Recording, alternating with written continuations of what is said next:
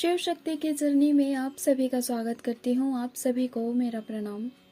आप सब जानते होंगे कि मदर अर्थ को जो पावर है, शक्ति है, वो पॉजिटिव ऊर्जा से मिलता है, पुण्यों से मिलता है, यूनिवर्स की हायर एनर्जी से मिलता है। और पृथ्वी को ये सब सबसे अधिक योगियों, मुनियों और तपस्वियों से मिलता है। तभी पृथ्वी स्थिर रहती है, संतुलित रहती है। तो जो योगी होते हैं, तपस्वी होते हैं या साधु संत होते हैं, उनकी बहुत बड़ी भूमिका है, योगदान है इस संसार को कायम रखने में।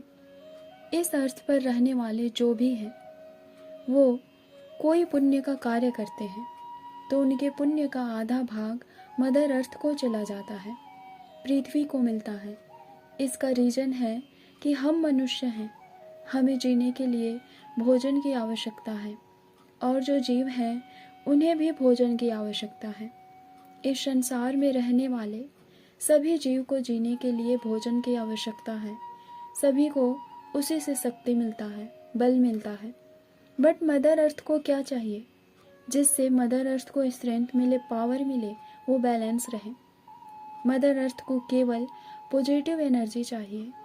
यही रीजन है कि पुण्य करने वाले, जब तब ध्यान साधना करने वाले का आधा भाग पृथ्वी को मिल जाता है। इसी से मदर अर्थ को पावर मिलता है और वो सबका पालन अच्छे से कर पाती है। हम जो भी कार्य करके जितना भी पुण्यों को अर्जित करते हैं, उसका आधा भाग, उस पुण्य का आधा भाग माँ धरा को मिल जाता है और आधा भाग ही हमें प्राप्त होता है। बट अभी के समय में नकारात्मक ऊर्जा का संचार अधिक हो रहा है और इसका प्रभाव सब जगह देखने को मिल रहा है। आप सोच रहे होंगे कि मैं इतना क्यों बता रही हूँ, तो इसका कनेक्शन ट्विन फ्लेम से भी है। इतने ट्विन फ्लेम की अवेकनिंग इसी रीजन से हो रहा है। जिस भी ट्विन फ्लेम की अवेकनिंग हो रही है, वो स्पिरिचुअलिटी से कनेक्ट हो रहे हैं, वो पॉजिटिव एनर्जी से कनेक्ट हो रहे हैं। और हम जिस एनर्जी से कनेक्ट होते हैं, उसी एनर्जी को हम दोगुने मात्रा में रिसीव करते हैं। गीता में श्री कृष्ण ने कहा है कि जब जब धर्म की हानि होती है, मैं आता हूँ और आते रहूँगा। धर्म की हानि जब जब होता है, तब निगेटिव एनर्जी एक्टिव होते हैं। उससे संसार में असंतुलन होता है। संसार का असंतुलन सीधे पृथ्वी को इफेक्ट करता है और पृथ्वी भी इनबैलेंस होने लगती है। तभी divine soul, divine twin flame soul, soulmate soul का जन्म ज़्यादा होता है। ट्विन फ्लेम बहुत रेयर होते हैं, बट अभी के समय रेयर नहीं है। इस टाइम पीरियड में डिवाइन ट्विन फ्लेम बहुत हैं और उनकी अवेकनिंग भी हो रही है। जब डिवाइन सोल भी अर्थ पर बैलेंस नहीं क्रिएट कर पाते, तब इनके सपोर्ट के लिए, इनकी हेल्प के लिए ट्विन फ्लेम को डिवाइन भेजते हैं। जब डिवाइन सोल और ट्विन फ्लेम सोल भी मिलकर अर्थ पर बैलेंस नहीं क्रिएट कर पाते, तब ईश्वर का, परमात्मा का अवतार होता है। तभी ईश्वर को स्वयं आना पड़ता है अर्थ पर बैलेंस क्रिएट करने के लिए। तब ईश्वर चाहे तो वो अपना मिशन को अकेले भी कर सकते हैं, बट वो ऐसा नहीं करते। और अब तीनों मिलकर, यानी परमात्मा, डिवाइन सोल और ट्विन फ्लेम सोलमेट अर्थ पर बैलेंस क्रिएट करते हैं। हर युग में ईश्वर का कोई ना कोई अवतार होता है। वो नकारात्मकता का दमन कर सकारात्मकता का संचार करते हैं और धर्म की स्थापना करते हैं। तो क्या वो अकेले करते हैं? ये सब नहीं करते वो अकेले। उनके इस कार्य में, इस मिशन में उनके सपोर्टर और उनके हेल्पर होते हैं, जो उनके हर अवतार में और हर युग में कुछ उनसे पहले आते हैं, कुछ उनके बाद आते हैं। सभी का कार्य अलग होता है, बट वो भगवान के साथ उनके धर्म स्थापना में पूरा सहयोग करते हैं।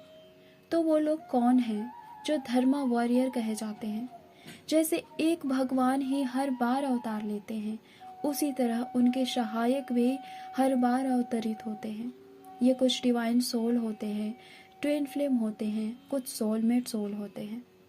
बट जो कार्मिक सोल की कैटेगरी में आते हैं, वही अधर्म की प्रगति करते हैं। अदर युग में वो असुर, दैत्य, राक्षस के रूप में आते हैं, बट कलयुग में सभी मनुष्य के रूप में ही आते हैं। बाकी के 3 युग में सभी के पास स्पिरिचुअल पावर होते हैं, बट कली काल में किसी के पास कोई पावर नहीं होता। इस युग में 3D पावर ही होता है, बट वो भी सभी के पास नहीं होता है। अदर युग में लोगों के पास स्पिरिचुअल पावर होते थे, जिसे अध्यात्म के द्वारा प्राप्त करते हैं। असुर भी आध्यात्मिक होते थे और वो भी स्पिरिचुअल पावर को अचीव कर लेते थे। बट इस कली युग में वही स्पिरिचुअल है जो divine twin flame soulmate soul है।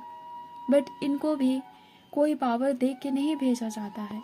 अगर इन्हें सही मार्गदर्शन मिल जाए, कोई गुरु मिल जाए, तो ये कुछ स्पिरिचुअल पावर को अचीव कर लेते हैं, जैसे कि सिद्धियाँ वगैरह।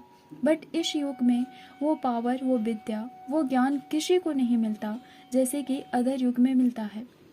जैसे कि एक योद्धा एक बाण चला के कई लोगों को मार देता है। जो कार्य आज गोली से, बम से, यंत्र से करना पड़ता है, वो अदर युग में मात्र एक बाण से एक योद्धा कर लेता था।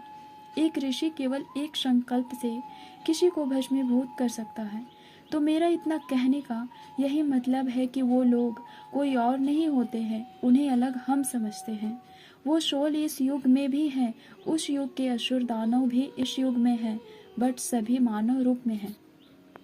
अभी जितने भी divine twin flame soulmate soul हैं अर्थ पर, वो सभी हर युग में आते हैं और युग के अनुसार ही उन्हें शक्तियाँ प्रदान की जाती है। कुछ जन्म से लेकर आते हैं, कुछ बड़े होकर अचीव करते हैं। इस कली युग में सभी एक समान हैं, एक जैसे हैं, बट केवल दिखने में, इंटरनल वे में सभी अलग हैं। But twin flame soulmate divine soul ये धर्मा वॉरियर है और ये हर युग में जब भी परमात्मा का अवतरण होता है, ये आते हैं उनके साथ। परमात्मा के उस ध्येय को, उस लक्ष्य को, उस मिशन को पूरा कराने में, सहयोग देने में, जिसके लिए परमात्मा ने मानव रूप में अवतरित हुए हैं। तो अब आप समझ चुके होंगे कि twin flame divine soul soulmate का क्या कनेक्शन है परमात्मा के अवतार से। इसीलिए real twin flame old soul होते हैं, बट प्रकृति के रूल के अनुसार कुछ भी उन्हें स्मरण नहीं होता है, याद नहीं होता है। इस समय डिवाइन ट्विन फ्लेम और स्पिरिचुअल ट्विन फ्लेम दोनों आते हैं। अगर आपको नहीं पता कि स्पिरिचुअल ट्विन फ्लेम और डिवाइन ट्विन फ्लेम कौन होते हैं, तो आप मेरे लास्ट की वीडियो देख सकते हैं। धन्यवाद। ओम नमः शिवाय। ओम शांति।